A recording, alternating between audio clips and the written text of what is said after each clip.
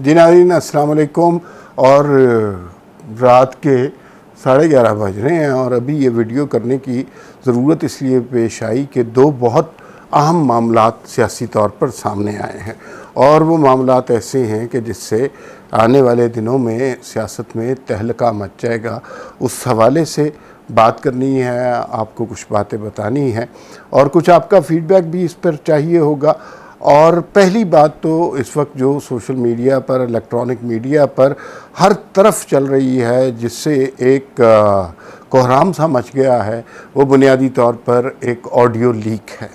और audio leak है मलिक रियाज़ और आसिफ अली ज़रदारी की, जिसमें इमरान खान की असलियत खुलकर सामने आ गई है। वो ऑडियो क्या है, कैसे आई है, कि उसके पीछे कौन कौन है और इस मौके पे वो क्यों सामने आई है, इमरान खान किसके ज़रिए क्या पैगाम दे रहे हैं, इस वीडियो में हम उस पर बात करेंगे। दूसरा अहम मौजू जो है, आज मरीम नवाज़ का भावलपुर में जलसा था।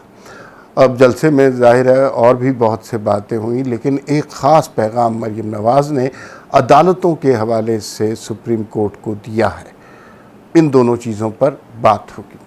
पहले बात कर लेते हैं उस ऑडियो लीक की। वो जो ऑडियो लीक हुई है मुबैना तौर पर वो आसिफ ज़रदारी और मलिक रियाज़ की है। लोग कह रहे हैं कि ये अदम एतमाद से 2 दिन पहले की ऑडियो है और बहुत सारे तजियाकारों ने इसके बारे में पहले ही बात कर दी थी और कह दिया था कि मलिक रियाज़ के ज़रिए कुछ बात हो रही है और इमरान खान एक NRO मांग रहे हैं और वो चाह रहे हैं किसी तरह उनका पैचअप करवा दिया जाए।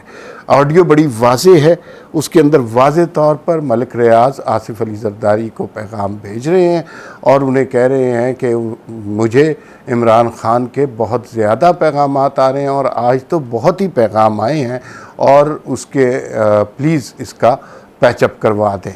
और फिर ज़रदारी साहब की तरफ से जवाब आता है कि अब तो ये पॉसिबल नहीं है, अब देर हो चुकी है। अगर ये ऑडियो, अभी इस पे तहकीकात होंगी, अगर ये ऑडियो सही है तो इससे इमरान खान की सियासत, इमरान खान का बयानिया, जो कुछ भी है वो तबाह व बर्बाद हो गया है। इसलिए कि इमरान खान ने पब्लिक फ़ेस कुछ और रखा है और रियल फेस उनका कुछ और है। एक तरफ वो मिन्नतें तरले कर रहे हैं, एक तरफ वो इंतहाई खौफज़दा आदमी है, एक तरफ वो कानून और आइन से भाग रहे हैं, दूसरी तरफ बड़े बहादुर मीडिया पर नज़र आते हैं, बड़े जरी जवान नज़र आते हैं और हर किसी को ललकार रहे हैं और आज़ादी मांग रहे हैं। ये जो ऑडियो आई है, इससे पता चल गया है कि इमरान खान कितने साजिशी जहन का एक मक्कार शख्स है, जो लोगों के सामने फ़ेस क्या रखता है और उस शख्स की हकीकत क्या है। ये उन दिनों की बात है, अगर ये बात दुरुस्त है कि ये तहरीके अदम एतमाद से पहले की है, तो इमरान खान साहब पब्लिकली ये कह रहे थे, मैं तो खुदा का शुक्र अदा करता हूँ कि ये तहरीके अदम एतमाद लेके आए है PDM, इन्होंने तो मेरे दिल की मुराद पूरी कर दी है और अब देखें मैं इनको क्या सबक सिखाता हूँ। दूसरी साइड पर बैक डोर पे मलिक रियाज़ के ज़रिए आसिफ ज़रदारी को पैगाम पहुँचवाया जा रहा था कि हमें किसी तरह NRO दे दें, हमें किसी तरह पैचअप करने दिया जाए और किसी तरह माफ़ी तलाफ़ी से हो जाए।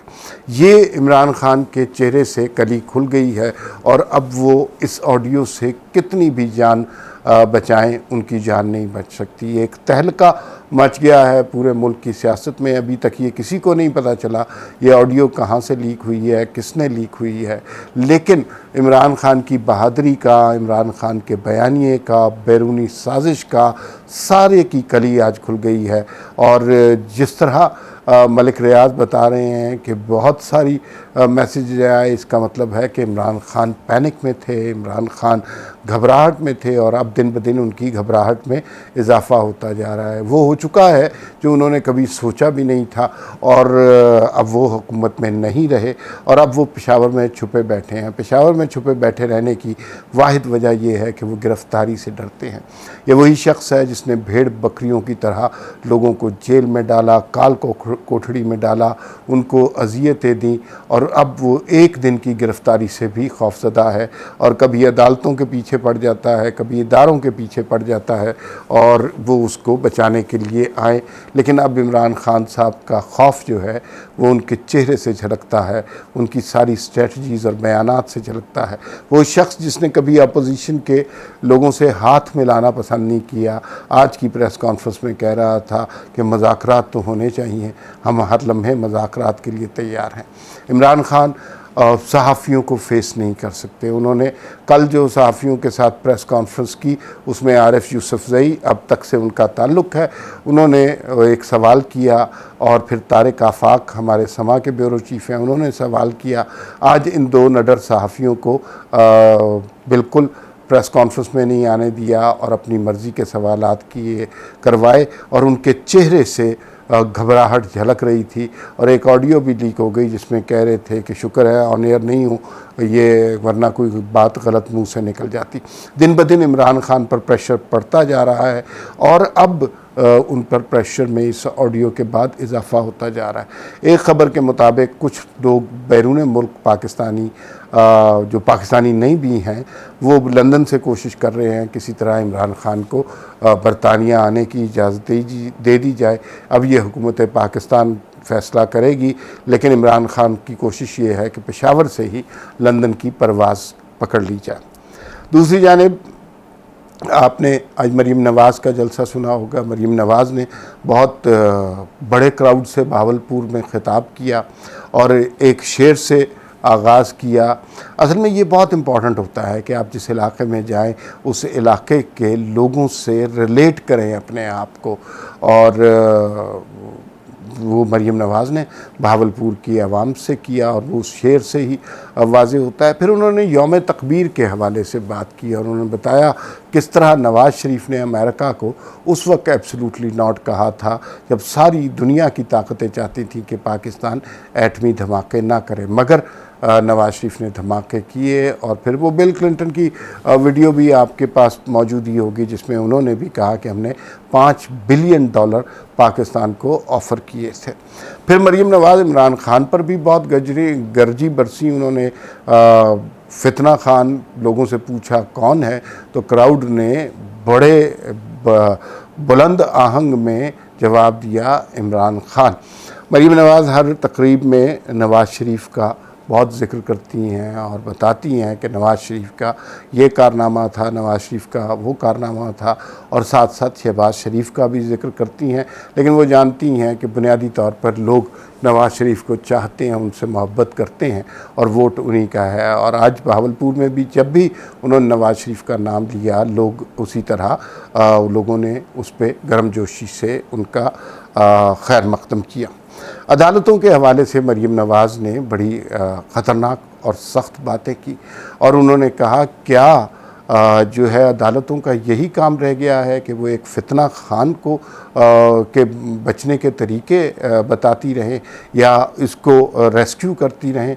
हमारे इदारों का, हमारी अदालतों का ये काम नहीं है, और अगर अदालतें ऐसे करेंगी तो ज़माना उनको माफ़ नहीं करेगा। ये बहुत बुलंद बात थी। एक और ख़ास बात जो आज उनकी तकरीर में थी वो ये थी कि उन्होंने वोट को इज़्ज़त दो का नारा फिर लगाया। लोग समझ रहे थे कि हुकूमत में आने के बाद ये नारा भूल गए हैं, मगर ये नारा उनको याद है और उन्होंने लोगों को भी याद कराया।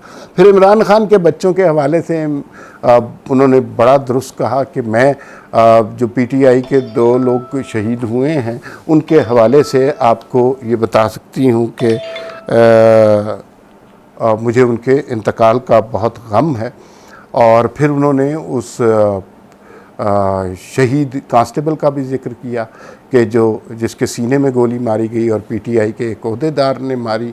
और फिर उन्होंने ये बताया कि इमरान खान के बच्चे और सियासतदानों के बच्चों में क्या फ़र्क है और किस तरह इमरान खान के बच्चे नाज़ो नौम में पले हुए हैं और उन्हें पाकिस्तान आने की कोई ज़रूरत नहीं पड़ती। अगर इमरान खान दूसरों के बच्चों को मरवाना चाहता है तो उससे बेहतर तो क्या अपने बच्चों को क्यों पाकिस्तान नहीं लाता, वो क्यों नहीं आज़ादी मार्च लीड करते। तो ये बड़ी इम्पॉर्टेंट बातें थी। फिर उन्होंने मैं जो महंगाई के हवाले से भी बहुत अच्छी गुफ्तगू की और बताया कि ये जिस तरह इमरान खान इकॉनमी को छोड़ के गए थे, अब उससे बचने का वाहिद तरीका था कि हम मुल्क को बचाते या अपनी सियासत को बचाते। अगर अपनी सियासत को बचाते तो कीमतें ना बढ़ाते, लेकिन हमने मुल्क को बचाया और अपनी सियासत की कुर्बानी थी। सियासी तौर पर इसका नुकसान होगा।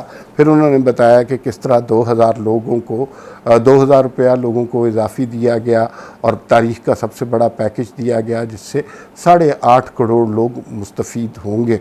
और जो जोश था आवाम का वो बहुत ज़बरदस्त था और बड़े लाजवाब तरीके से उनका इस्तकबाल किया गया। लेकिन अदालतों के हवाले से जो मैसेज था, इदारों के हवाले से कि अब इस तरह के शख्स की दोबारा कभी पाकिस्तान में वज़ारत उज़्मा पर जगह नहीं होनी चाहिए, वो बड़ा क्लियर था, बड़ा दबंग मैसेज था। और जो पाकिस्तान का नारा लगवाती हैं उसकी बड़ी अहमियत होती है। उससे मरीम नवाज़ जो हैं उन्होंने एक छोटी सी बात पकड़ ली है, लेकिन वो बात इतनी है तो 2-3 सेकंड की चीज़, लेकिन उससे मुझे यूँ लगता है कि वो उस एक आखिरी नारे से जब वो नारा लगाती हैं नवाज़ शरीफ जिंदाबाद, शहबाज शरीफ जिंदाबाद और पाकिस्तान जिंदाबाद, तो पाकिस्तान एकदम यूनाइट हो जाता है। हमें ऐसे ही लीडर की ज़रूरत है जो लोगों में तफरक़े ना पैदा करे, तसादुम की तरफ ना लेके जाए, बल्कि लोगों को ताउन की तरफ लेके आए। ये अभी तक की गुफ्तगू इतनी ही, फिर मुलाकात होगी। अल्लाह हाफ़िज़।